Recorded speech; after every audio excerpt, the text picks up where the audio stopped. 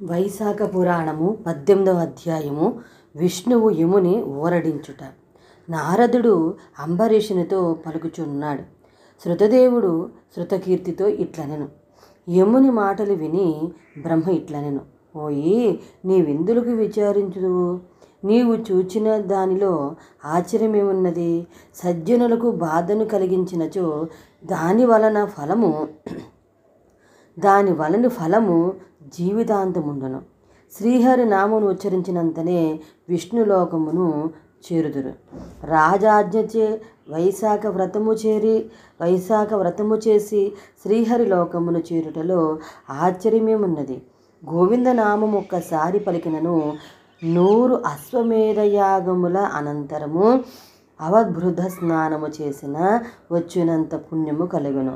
ఎన్ని యజ్ఞములను చేసిన వారైనను పుణ్యఫలమును అనుభవించి మరలా జన్మింపక తప్పదు. కానీ శ్రీహరికి నమస్కరించినచో పునర్జన్మయే ఉండదు. శ్రీహరి నామము ఉచ్చరించిన వారు కురుక్షేత్రమునకు పోనక్కరలేదు. సరస్వతి మున్నగు తీర్థముల యందు మునగనక్కరలేదు.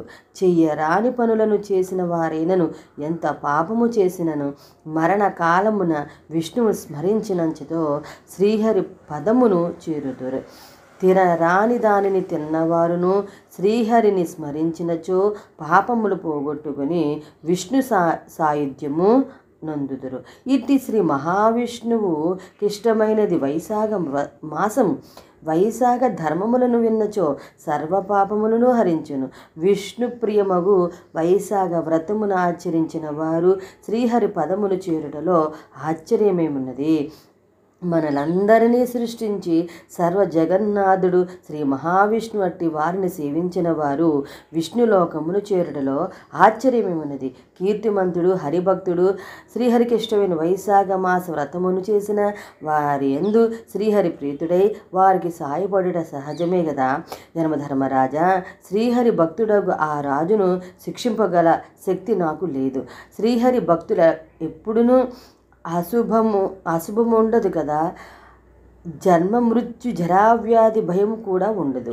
యజమాని చెప్పిన పనిని అధికారి శక్తి కొలది ఆచరింప యత్నించినచో అతడు పనిని పూర్తి చేయకపోయినను నరకమునకు పోడు. తన శక్తికి మించినచో ఆ విషయమును యజమానికి నివేదించిన అధికారి సేవకుడు పాపము నందడు. వానికి ఎట్టి దోషము లేదు. యజమాని చెప్పిన పని శక్తికి మించినప్పుడు అది వాని దోషము కాదు అని బ్రహ్మ యముని బహువిధములుగా ఊరడించెను. అప్పుడు యముడు బ్రహ్మ మాటలను విని, స్వామి, నీ ఆజ్ఞను పాటించి నేను కృతార్థుడినైతిని, అన్నింటినీ పొందితిని. ఇది చాలును. నేను మరలా నా పూర్వపు ఉద్యోగములోనికి వెళ్ళజాలను. కీర్తిమంతుడిట్లు పరాక్రమముతో వైశాఖ వ్రతములతో భూమిని పాలించుచుండగా నేను న్యాయాధికారమును వహింతును. ఆ రాజు వైశాఖ వ్రతమును మానునట్లు చేయగలిగినచో నేను తండ్రికి గయాశ్రాద్ధము చేసిన పుత్రుని వలె సంతృప్తి పడుదురు. కృపాపర, నా ఈ కోరిక తీరునట్టి ఉపాయమును చెప్పుము. అప్పుడు నేను మరలా నా కర్తవ్యమును నిర్వహింపబోదును అని ప్రార్థించాను. అప్పుడు బ్రహ్మ, యమధర్మరాజా, విష్ణు భక్తుడకు అతనితో నీవు విరోధపడుట మంచిది కాదు. నీకు కీర్తిమంతునై కోపమున్నచో మనము శ్రీహరి వద్దకు పోవుదుము. జరిగిందంతయు శ్రీమన్నారాయణకు చెప్పి ఆయన చెప్పినట్లు చేయుదుము. సర్వలోకములకు కర్తయగు శ్రీమన్నారాయణుడే ధర్మ పరిపాలకుడు, మనలను శిక్షించు దండధరుడు, మరల ఆజ్ఞాపించు నియామకుడు. శ్రీహరి మాటలు మనము బదులు చెప్పదగినది ఉండదు. కీర్తిమంతుడు శ్రీహరి భక్తులచే అతనికి బదులు చెప్పజాలము. మనము శ్రీహరి యొద్దకే పోవుదమని యమధర్మరాజును వెంట వినుడుకొని క్షీర సముద్రము కడకెరిగిన జ్ఞానస్వరూపుడు, నిర్గుణుడును, సాంఖ్యయోగములతో కూడినవాడును, పురుషోత్తముడకు శ్రీహరిని స్తుతించెను. అప్పుడు శ్రీహరి వారికి ప్రత్యక్షమయ్యెను. బ్రహ్మ యమధర్మరాజు ఇద్దరును శ్రీహరికి నమస్కరించిరి. ఈ శ్రీహరియు వారిద్దరిని చూచి, మీరిద్దరూ నిందులకిచ్చుటకు వచ్చితిరి. రాక్షసుల వలన బాధ కలిగినదా? యముని ముఖము వాడి ఉన్నదేమి? అతడు శిరము వంచుకుని ఎలా ఉండెను? బ్రహ్మ ఈ విషయమును చెప్పుమని అడిగాను. అప్పుడు బ్రహ్మ, మీ భక్తుడకు కీర్తిమంతుని పరిపాలనలో ప్రజలందరూ వైశాఖ వ్రతము పాటించి విష్ణులోకమునకు చేరుచున్నారు. అందువలన యమలోకము శూన్యమై ఉన్నది. అందుచేతడు దుఃఖపడుచున్నాడు. ఆ దుఃఖము నాపుకోలేక కర్తవ్యపరాయణకు యముడు కీర్తిమంతుని పైకి దండెత్తి వెళ్ళెను. తుదకు యమదండనముకు కూడా ప్రయోగించెను. కీర్తిమంతుని రక్షించుటకై వచ్చిన మీ చక్రముచే పరాభూతుడ ఏమి చేయవలెనో తెలియక నా యొద్దకు వచ్చెను. నేనును ఏమి చేయదును స్వామి? నీ భక్తులను శిక్షించుటకు మేము చాలము. అందువల్ల మేము నీ శరణు కోరి వచ్చితిమి. దయవుంచి నీ భక్తిని శిక్షించి ఆత్మీయుడైన యముని కాపాడమని బ్రహ్మ పలికెను. శ్రీ మహావిష్ణువు ఆ మాటలు విని నవ్వి యముని బ్రహ్మను చూచి నిట్లనెను, నేను లక్ష్మీదేవినైనను నా ప్రాణములను, దేహమును, శ్రీవత్సమును, కౌస్తువును, జయంతిమాలను, శ్వేతదీపమును, వైకుంఠమును, క్షీరసాగరమును, శేషుని, గరుక్మంతుని దేనినైనను విడిచెదను గాని నా భక్తిని మాత్రం విడవను. సమస్త భోగములను, జీవితములను విడిచి నాయందే ఆధారపడి ఉన్న ఉత్తమ భక్తుని ఎట్లు విడిచెదను? యమధర్మరాజా, నీ దుఃఖము పోవుటకు ఉపాయమును కలిగింపగలను. నేను కీర్తి మహారాజునకు సంతుష్టుడనై 10,000 సంవత్సరముల ఆయుర్దాయమును ఇచ్చితిని. ఇప్పటికీ 8,000 సంవత్సరములు గడిచినవి. ఆ తరువాత వేణుడను దుర్మార్గుడు రాజు కలడు. అతడు నాకిష్టమైన వేదోక్తములకు సదాచారములను నశింపజేయును, పెక్కు దురాచారములను ఆచరణలో నుంచును. అప్పుడు వైశాఖ మాస ధర్మములను ఆచరించువారు లేక లోపించును. ఆ వేణుడు తాను చేసిన పాప బలమును నశించును. అటు పిమ్మట నేను పృథువను పేరున జన్మించి ధర్మ సంస్థాపన చేదును. అప్పుడు మరలా వైశాఖ ధర్మములను లోకమున ప్రవర్తింపజేయగలము. అప్పుడు నాకు భక్తుడైన వాడు నన్నే ప్రాణముల కంటే మిన్నగా నమ్మి వ్యామోహమును విడిచి వైశాఖ ధర్మమును తప్పక పాటించును. కానీ అట్టివాడు 1000 మందిలో ఒకడుండును. అనంత సంఖ్యలోనూ జనుల్లో కొంతమంది మాత్రమే నా ఈ వైశాఖ ధర్మమును తప్పక పాటింతురు. కానీ అట్టివారు 1000 మందిలో ఒకనుండును. అనంత సంఖ్యలోను జనుల్లో కొలిది మంది మాత్రమే నా ఈ వైశాఖ ధర్మమును నెరిగి పాటింతురు.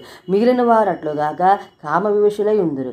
యమధర్మరాజా, అప్పుడు నీకు ఈ వలసి నంత పని ఉండును. విచారపడకుము. వైశాఖ మాస వ్రతమునందున నీకు భాగము నిప్పింతును. వైశాఖ వ్రతం ఆచరించు వారందరూ నీకు భాగమునిచ్చినట్లు చేయుదును. యుద్ధంలో నిన్ను గెలిచి నీకు ఇవ్వవలసిన భాగమును రాకుండా చేసిన కీర్తిమంతుని నుండి నీకు భాగము వచ్చినట్లు చేయుదును. నీకు రావలసిన భాగము కొంతమైనా వచ్చినచో నీకును విచారం ఉండదు కదా. ఇచ్చట గమనించవలసిన విషయం ఇది. కీర్తిమంతుడు యముని ఓడించి భాగమును గ్రహించుట ఏమని సందేహము రావచ్చును.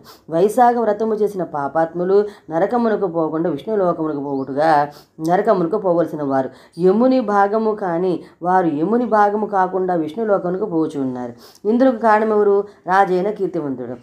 ఇతడు శాసనము చేసి బలవంతంగా ప్రజలందరినీ వైశాఖ ధర్మం ఆచరించువానిగా చేశాను. కావున యముని భాగమును కీర్తిమంతుడు గెలుచుకుంటునగా ఇప్పుడు శ్రీహరి వైశాఖ ధర్మం ఆచరించువారు యమునికి కూడా భాగం నిచ్చుచున్నట్లు చేయుదురు. అనగా వైశాఖ వ్రతం ఆచరించు కీర్తిమంతుడును యమునకు తానును భాగము నిచ్చినట్లు చేయును.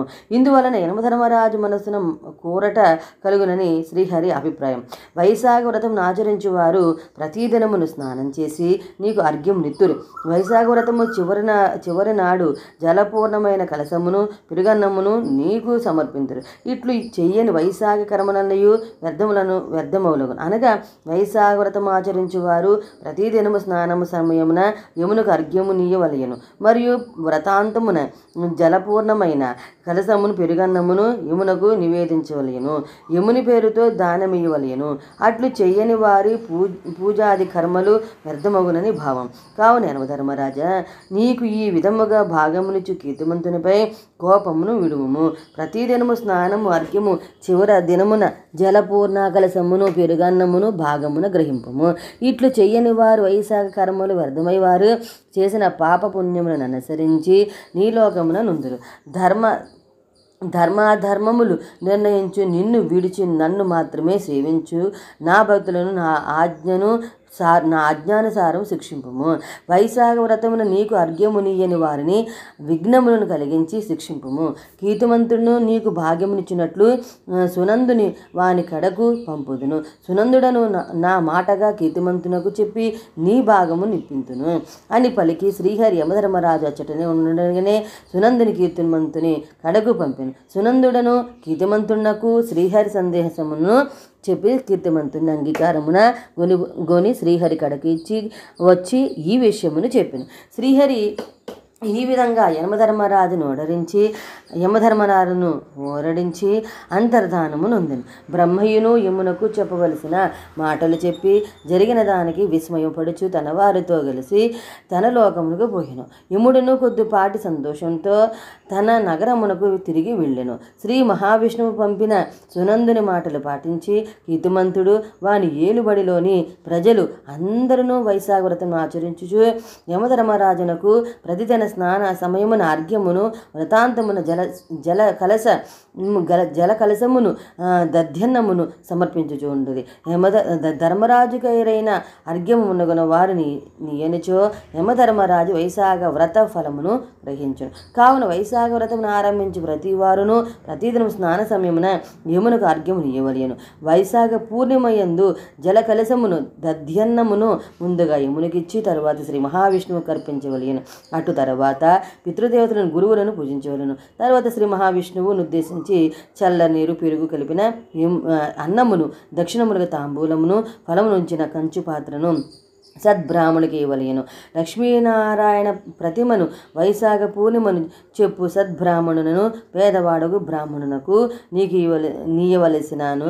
నీయవలయను. బ్రాహ్మణుని తన శక్తికి తగినట్లుగా గౌరవించిన శ్రీహరి సంతసించి మరన్ని వరములు నీయగలడు. వైశాఖ వ్రతమును ఆచరించి వానిలో భక్తిపూర్ణత ముఖ్యము. వ్రత ధర్మములను పాటించినప్పుడు యథాశక్తిగా నాచరించుట మరింత ముఖ్యము.